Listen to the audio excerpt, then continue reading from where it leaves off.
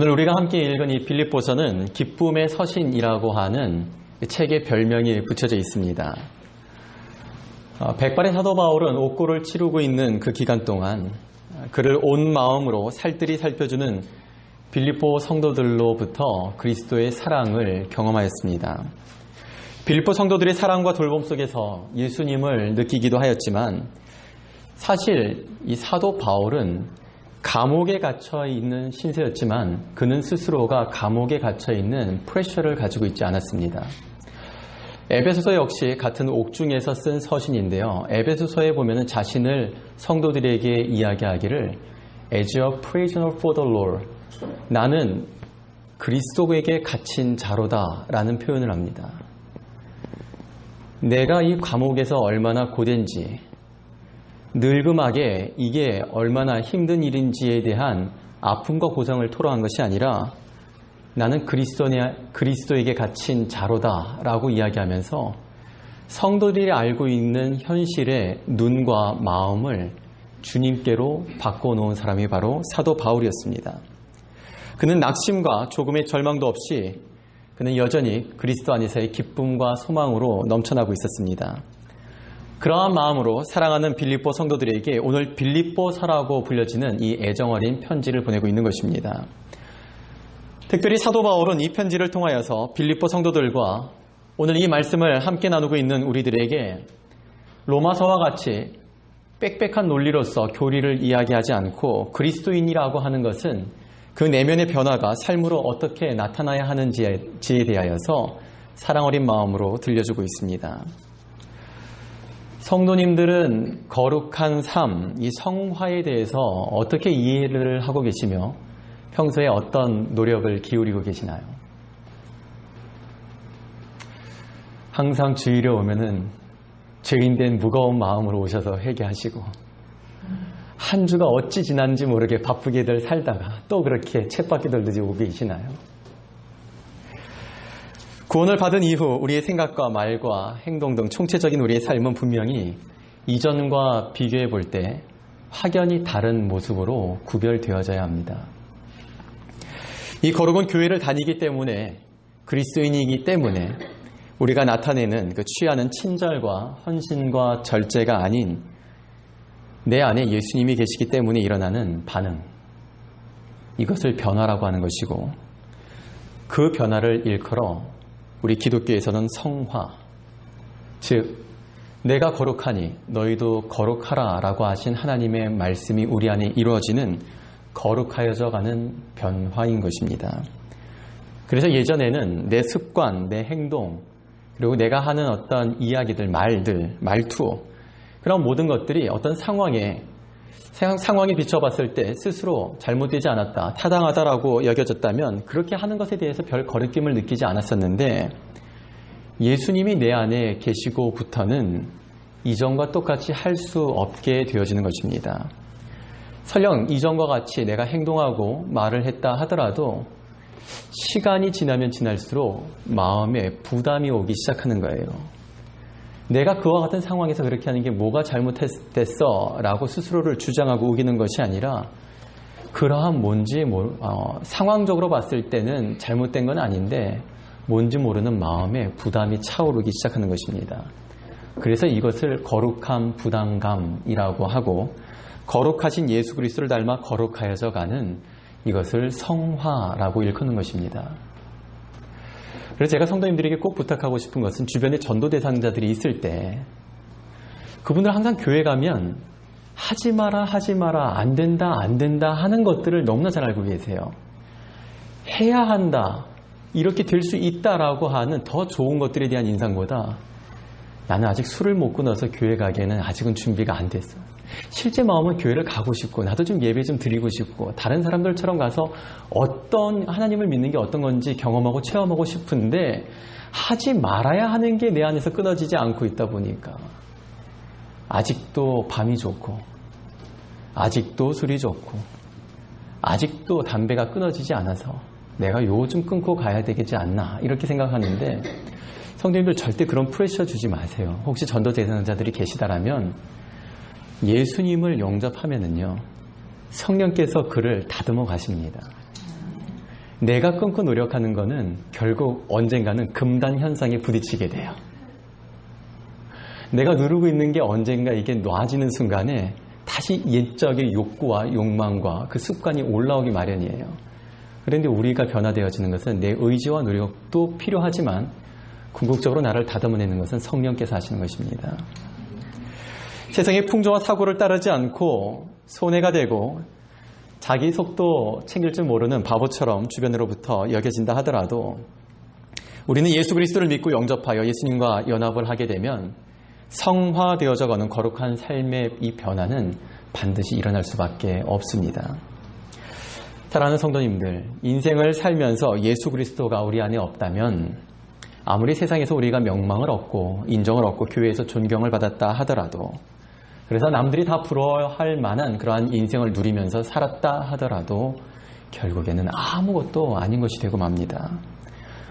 뿐만 아니라 그리스도인이라 불려지는 내 자신에게서 교회에서 받은 직분과 교회에서 행하였었던 이력과 그런 경력이 수두룩하다 하더라도 결정적으로 내 안에서 예수님을 닮은 구석을 찾아볼 수 없다라면 나는 스스로가 그리스도인이라고 생각하고 나는 스스로가 예수님을 사랑한다라고 생각했는데 내 주변에서 봤을 때는 목사가 저래도 돼, 집사가 저래도 돼, 우리 아빠 엄마가 저래도 돼. 결코 예수님을 닮은 그 어떤 인상을 남겨주지 못했다라면 그 역시도 우리는 아무것도 아닌 것이 되고 말 것입니다. 구원받고 그리스도인이 되었다라고 하는 것은 교회를 다니고 교회에서 열심히 일을 하고 직분을 가지고 있는 우리의 겉모습이 아닙니다. 성화, 예수님을 닮아 거룩하여져 가는 그 변화의 증거들이 우리 안에 있어야 하는 것입니다.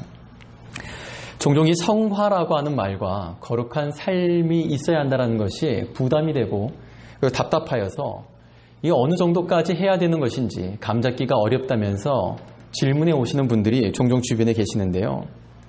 성도님들이 진정 구원을 받으셨다면 이 거룩한 부담이라고 하는 것은 여러분이 그렇게 신경 써야 할 이유가 없습니다. 또한 어느 만큼까지 내가 변화되어야 하는지 어느 만큼까지 내가 거룩해져야 하는지에 대하여 그 정도를 가늠하며 답답해 하실 필요도 없습니다.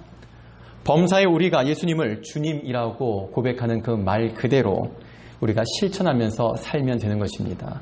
말 그대로 그냥 말만 주님이 아니라 정말 나의 주인이 예수 그리스도가 되면 성화는 그리스도 안에 있는 내 안에 자연스레 일어나게 됩니다.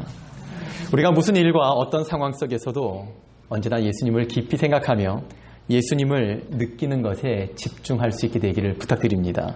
그러면 우리의 마음과 생각과 삶에는 내가 역사하지 않고 분명코 예수님의 마음과 생각이 가득해지며 우리 안에 하나님의 뜻이 나를 통하여 이루어지게 될 것입니다. 우리 모두가 예수님을 온전히 모시고 예수님으로 충만하여 예수님을 닮아가는 거룩한 삶, 성화를 날마다 이루어가기를 주님의 이름으로 축복합니다. 네. 거룩한 삶을 살아가는 것에는 여러 가지 변화의 모습이 따르겠지만 오늘 본문은 우리 자신을 드러내고 잘난 모습으로 살아가는 것이 아니라 내 자신보다 남을 더욱더 낫게 여기는 예수님께서 보여주신 겸손의 삶을 살으라고 우리에게 권면합니다. 세상의 풍조는 자기 밖으로 자기가 챙길 줄 알아야 한다고 가르칩니다. 그래서 피할 것은 피하고 알릴 것은 적절히 알리는 이 자기 PR이 중요하다고 하죠. 그런데 사도 바울은 빌립보서 2장을 통해 빌립보 성도들과 오늘 우리들에게 결코 이기적이 되지 말고 예수님이 하신 것처럼 자신을 내세우는 일을 할 수 있는 대로 포기하라고 말씀하고 있습니다. 우리는 포기하면은 다 잃을까봐 염려하고 걱정을 하는데요. 포기하면 다 잃는 것 같지만 오히려 하나님은 그 말씀대로 순종하는 그 사람을 가장 높은 곳에 있게 하시며 또한 그 순종을 통하여 하나님의 영광이 나타나게 한다라고 오늘 본문에 이어지는 9절과 10절, 11절에 말씀하고 있습니다. 특별히 사도 바울은 오늘 말씀을 기록하면서 교회라고 하는 공동체와 그 교회의 구성 요소가 되는 성도들의 관계에 대하여 집중해서 이야기하고 있습니다. 이미 구원을 통하여서 우리가 그리스도와 한 몸을 이루고 있다라고 하는 사실을 우리에게 상기시켜 주면서 성도는 그 각자의 각각이 아닌 그리스도와 연합을 이룬 연합체, 우리가 겉보기에는 서로 한 사람 두 사람 각각이지만은 그리스도 안에서 한 몸이라고 하는 사실을 우리에게 말씀합니다. 오늘 본문의 1절과 2절을 눈여겨보시면 성도 간에는 어떠한 것이든 자기 주관과 자기 주장으로 하지 않고 그리스도 안에서 해야 한다라고 하는 것을 말씀합니다.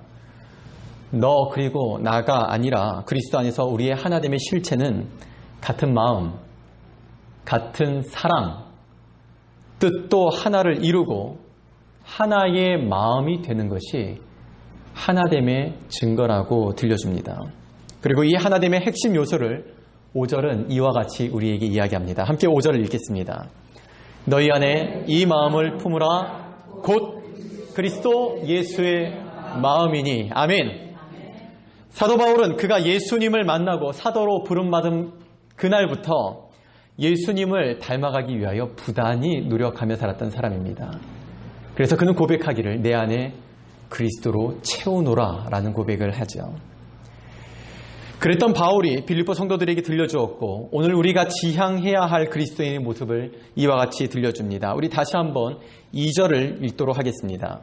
마음을 같이하여 같은 사랑을 가지고 같뜻을 합하며 한 마음을 품어. 사도 바울이 생각하는 그리스도인은 그리스도 안에서 한 몸을 이룬 연합체를, 이 연합을 소중히 여기며 살아가는 사람이라고 합니다. 마음을 같이 하고 같은 사랑을 가지고 뜻을 합하고 하나의 마음을 품고 끊임없이 하나를 강조하고 있습니다. 예수 그리스도는 교회의 머리이시고 교회는 그리스도의 몸입니다. 그리고 우리 모두는 그 몸된 교회의 각 부분을 이루고 있는 지체들입니다. 정상적이고 건강한 몸이라면 몸에 팔이나 다리나 눈이나 코나 입 등 어느 한 부분이 출중이 뛰어나다 하더라도 그 한 부분의 몸의 그 한 부분이 몸 전체를 주관하는 법이 없습니다. 몸을 주관하는 것은 언제나 머리이며 머리의 판단과 지시를 몸은 그저 순종할 뿐입니다.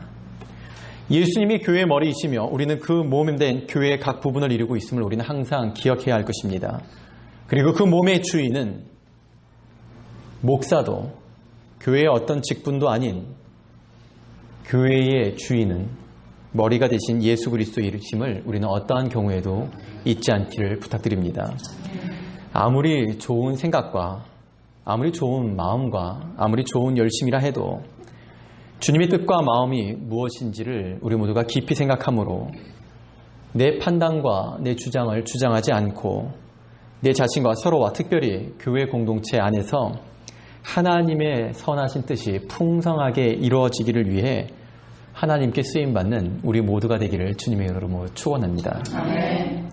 오늘 이어지는 본문 3절과 4절은 교회라는 그리스도의 몸의 연합 안에서 그리스도인들이 결코 해서는 안 되는 것과 적극적으로 해야 하는 것은 어떠한 것인지를 우리에게 말씀합니다.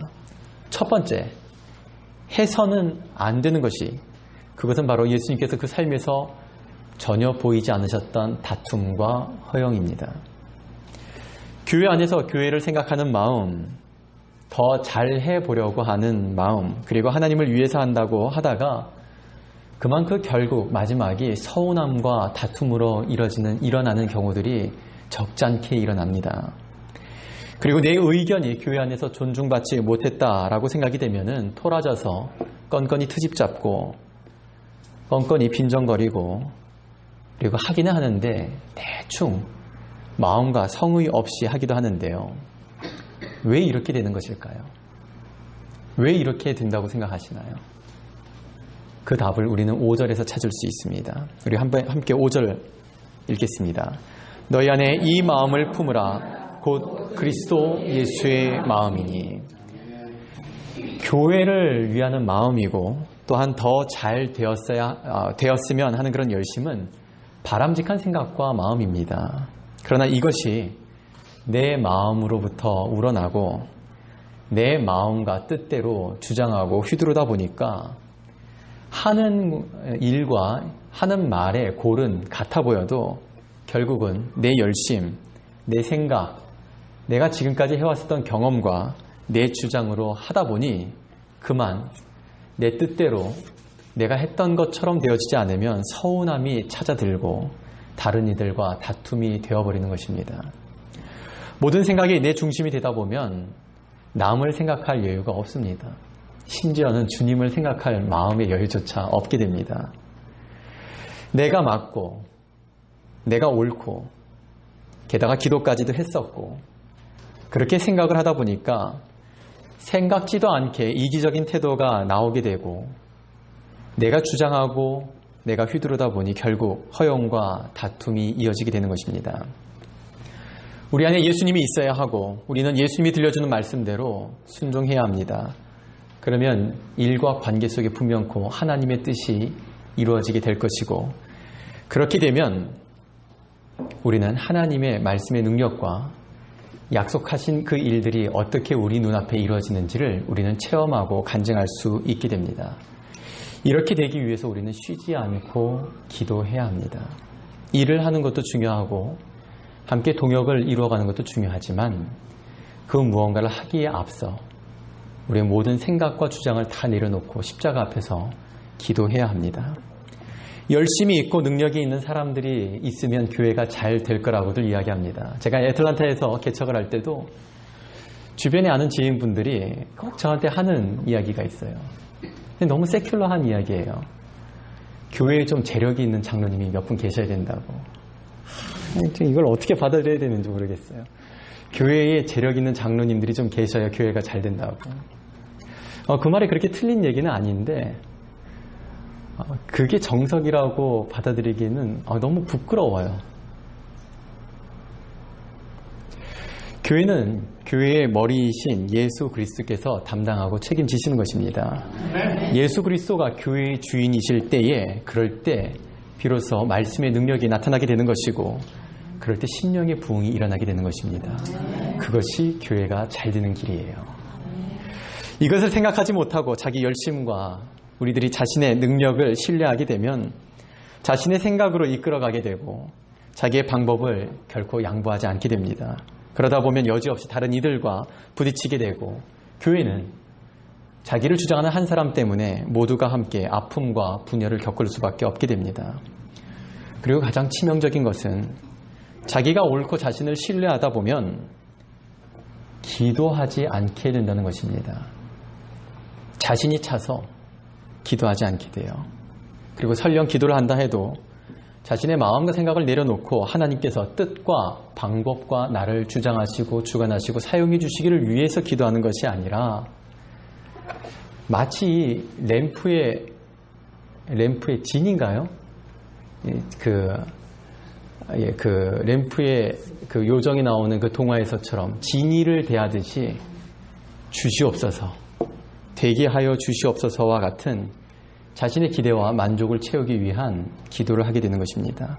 그럼 결국 하나님의 음성을 듣지 못하고 하나님의 뜻을 분별하지 못하고 언제나 내가 제일 잘 나가 자기 의에 휩싸이게 됩니다. 그러나 모든 일에 우리가 기도가 앞서게 되면 주님의 마음이 내 안에 역사하게 됩니다. 나도 스스로가 내가 기특할 정도로 생각지도 못했었던 지혜가 생겨나게 되고 다른 이와 더불어 하나님의 뜻을 이뤄가는 하나님의 섭리를 우리가 함께 체험하고 경험하게 됩니다. 어떤 일에도 특별히 교회에서 성도들과 함께 하나님의 일을 할 때에 자신을 주장하다 못해 다툼과 허영이 일어나지 않도록 항상 기도하며 그리스도 안에서 합력을 이끌어내어 하나님의 뜻을 우리 각자와 서로와 공동체와 우리에게 맡겨주신 이 뉴욕 땅에 이뤄가는 성도 되시길 주님의 이름으로 축원합니다. 두 번째, 우리가 적극적으로 해야 하는 것, 그것은 예수님께서 우리에게 보여주신 대로 항상 겸손하여서 어린 아이도 존귀하게 여기셨던 예수님과 같이 서로를 더 낮게 여기며 최선을 다해 서로를 돌아보는 것입니다. 요한복음 13장 34절과 35절에는 예수님이 우리에게 주신 아주 중요한 명령이 기록되어져 있습니다. 우리 함께 좀 찾아서 읽어보았으면 좋겠습니다. 신약성경 171페이지 요한복음 13장 34절과 35절입니다. 요한복음 13장 34절과 35절, 신약성경 171페이지입니다. 요한복음 13장 34절 35절, 우리 찾으신 분들 저와 함께 천천히 읽도록 하겠습니다. 새 계명을 너희에게 주노니 서로 사랑하라. 내가 너희를 사랑한 것 같이 너희도 서로 사랑하라. 너희가 서로 사랑하면 이로써 모든 사람이 너희가 내 제자인 줄 알리라. 아멘. 예수님의 제자가 되어야 하는 우리들이 무엇을 통해 예수님의 제자인 것이 증명된다고요?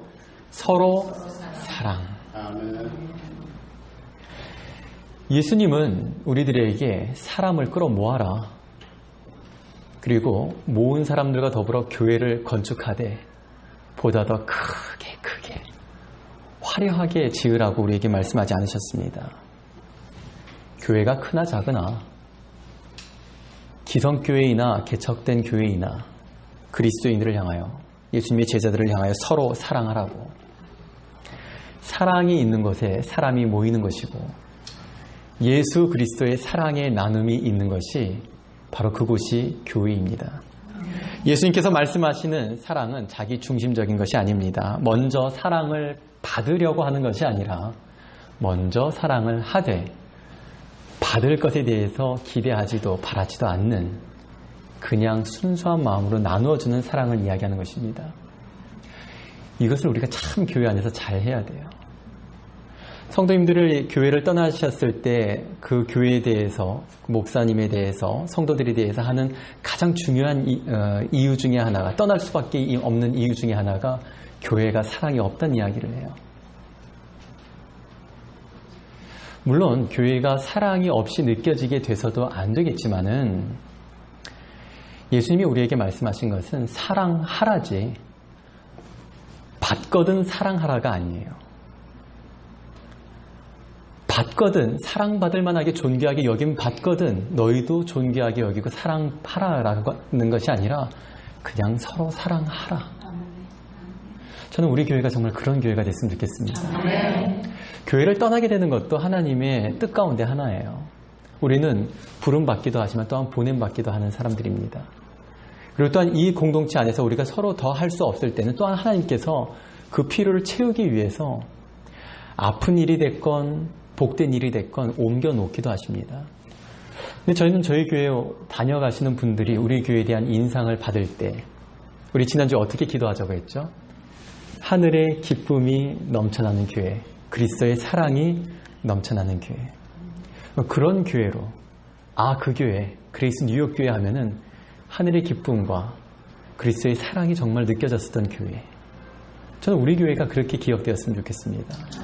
떠나는 어떤 분도 목사가 사랑이 없다고 그러지 않도록 저도 부단히 노력하겠습니다. 우리 성도님들도 받으려는 것보다 그 누가 되었건 차별하지도 가리지도 마시고 항상 예수님의 사랑을 몸소 실천해 주시기를 부탁드립니다. 아멘.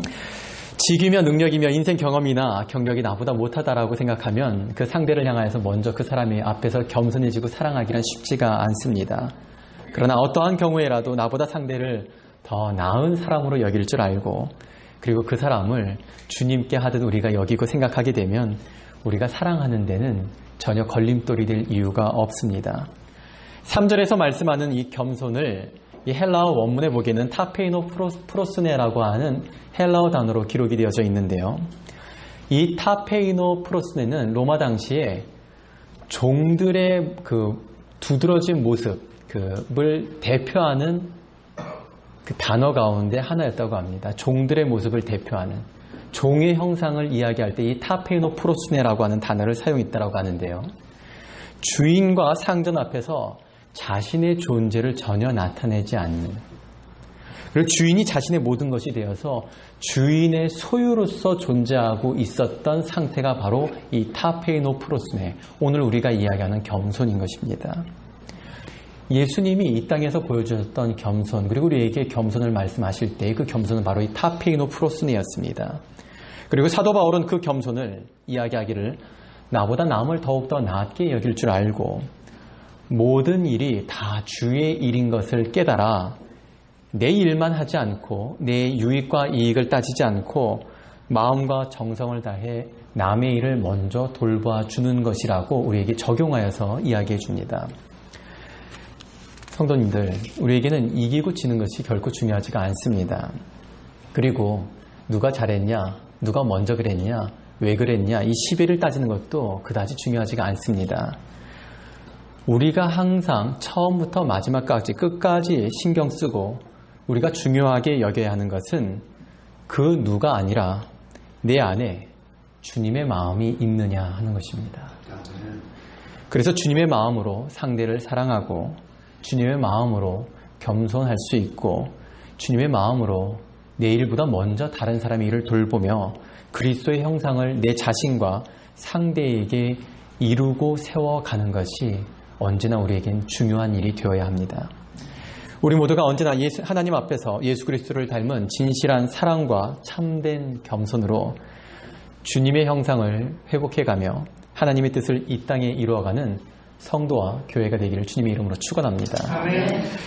바울 자신이 그토록 바랬고 성도로 부름받은 당시의 빌립보 성도들과 오늘 우리들에게 들려주는 예수님의 사람 이 그리스도인은 나보다 남을 더욱더 존귀히 여기며 그를 섬기고 세워주고 필요를 먼저 돌보아 채워주며 서로와 모든 순간에 그리스도의 사랑의 흔적을 남기며 살아가는 이러한 것이 학습과 훈련으로 되는 것이 아니라 그리스도와의 연합을 통하여서 주님의 마음을 품고 살아가는 것이 되어야 한다고 오늘 우리에게 말씀합니다. 문제라고 여겨지고 다툼이 일어날 때에 그 원인은 다른 데 있지 않습니다. 주님의 마음이 없는 그곳에서부터 문제가 시작되는 것입니다. 그리고 그 시작점이 어떤 일과 상대일 수도 있지만 실제적으로는 문제라 여겨지고 문제를 겪고 있다라면 성도님들 그것은 그 문제의 시작은 바로 내가 되고 있다라고 하는 것을 우리는 깨달아야 합니다. 그럴 때 우리는 내 안에 주님의 마음이 없구나. 내 안에 주님의 사랑이 없구나. 예수님의 그 십자가의 사랑이 내 안에 메말랐구나. 그 즉시 깨닫고 주님의 마음 주시옵소서. 주님 이런 나를 덮어주고 부둥켜 안지 못하고 마냥 미워하고 잘못된 일만 잡고 묵상하고 있는 나를 긍휼히 여겨 주시옵소서. 우리는 그 즉시 기도해야 합니다. 창세기 18장에는 소돔과 고모라의 하나님의 심판 사건이 기록되어 있는데요. 하나님께서 그 땅을 심판하시는데 그 땅에 죄가 크므로 인해 하나님이 심판하시겠다라고 아브라함에게 하나님께서 말씀하셨습니다. 그러자 그때 아브라함이 즉시 하나님께 여쭙습니다. 하나님 그 땅에 의인이 50명이 있다라면 하나님 그 의인 50도 그 악인들과 함께 멸하시겠습니까? 하나님의 대답은 의인 50으로 인하여서 그 땅을 용서하시겠다 였습니다. 근데 마음이 조급해진 아브라함이 하나님께 5번을 더 묻습니다. 하나님 만일 5명이 부족하다라면 어떻게 하시겠어요? 40명이라면 30명이라면 20명이라면 아니 10명밖에 없다라면 그래도 하나님 그 의인들 악인들과 함께 심판하시겠습니까? 여러 번 누차 하나님께 물었지만 하나님의 대답은 변함이 없었습니다. 숫자가 아니었어요. 그 의인들만은 살려주겠다가 아니라 그 땅을 멸하지 않겠다. 단 한 명의 의인이 있다라면 그 의인의 기도를 내가 들겠다라고 말씀하셨습니다. 악한 성 중에 의인이 단 한 사람이라도 있다라면 그 의인은 하나님께 어떠한 기도를 드릴 것 같으세요? 예수님께서 십자가에서 돌아가시는 그 십자가에 매달려 있을 때 예수님이 이러한 기도를 하셨습니다. 아버지, 저들을 긍휼히 여겨 주시옵소서. 저들이 어떤 일을 하고 있는지를 저들이 깨닫지 못하나이다. 악한 성 중에 의인 한 명이 있다라면 예수님과 같은 기도를 할 것입니다. 하나님, 주님 보시기에 악하더라도 이 땅을 긍휼히 여겨 주시옵소서. 저들이 지금 무슨 일을 하는지를 알지 못합니다. 하나님을 알지 못합니다. 깨닫지 못합니다. 이 땅을 그리고 저들을 긍휼히 여겨 주시옵소서. 하나님은 그렇게 하나님의 마음을 알고 기도하는 사람을 오늘도 찾고 계십니다. 우리 교회를 수식하고 있는 성경 말씀이 있습니다. 그리스도 예수 안에서 함께 지어져 가는 이라고 하는 에베소서 2장 22절의 말씀입니다. 그리스도 안에서 부족한 목사도 성도를 목양하면서 지어져 가고 부족한 성도도 다른 성도들과 목사와 함께 신앙생활하면서 그 속에서 자라가고 하나님이 거하실 처소가 되기 위하여 우리가 함께 그리스도 안에서 함께 공동체된 우리가 함께 지어져 간다라는 이 말씀이 저는 참 좋고 이 말씀대로 지어져가는 우리 그레이스 뉴욕 교회가 되기를 간절히 바라고 기도합니다. 그러기 위해 우리가 항상 지녀야 하는 것이 있습니다. 바로 그리스도 예수의 마음입니다. 세상에는 누구나가 다 만족할 만한 완벽한 교회도 없고 완벽한 목사도 없고 완벽한 성도도 없습니다. 그러나 오늘 말씀대로 주님의 마음을 품은 한 사람, 그 사람을 통하여 하나님의 마음과 예수 그리스도의 마음을 찾고 간구하고 있는 그 사람을 통하여 하나님은 하나님의 뜻을 우리 자신들과 우리 교회와 이 땅에 이루어 가십니다. 어떠한 경우라도 다툼과 허영이 일어나지 않도록 예수님만 사랑하지 마시고 예수님을 사랑하기에 서로를 지극히 사랑하고 서로를 위해 기도하고 그리스도 예수 안에서 하나님을 온전히 지켜가는 주님의 마음을 품은 여러분과 제가 되기를 간절히 바랍니다. 지난주에 말씀드린 대로 우리 그레이스 뉴욕 교회가 하늘의 기쁨과 그리고 그리스도의 사랑이 흘러 넘쳐가는 그런 교회가 될 수 있도록 계속해서 기도해 주십시오. 그리고 그러한 교회가 된다라고 하는 것은 교회가 그런다는 것은 결국 내가 그래야 한다는 거예요. 교회를 위해 기도하실 때에 성도님 자신들을 하나님 앞에 맡기고 주님, 내 안에 날마다 하늘의 기쁨과 그리스도의 사랑이 넘쳐나게 하여 주시옵소서. 그런 우리들이 모여서 정말 하나님이 기쁘게 여기시고 하나님께서 쓰시기에 부족함이 없는 우리 교회가 되게 하여 주시기를 위하여 함께 기도해 주시기를 부탁드립니다. 우리 모두가 예수님의 마음을 품은 사람들이 되어서 겸손과 사랑으로 서로를 돌아보고 세워줌으로 서로에게 그리스도의 형상을 일으키고 교회 안팎으로 천국의 하모니를 울려나게 하는 여러분과 제가 되고 그렇게 하늘의 복을 누리는 우리 그레이스 뉴욕 교회가 되기를 교회의 머리가 되신 우리 구주 예수 그리스도의 이름으로 축원합니다.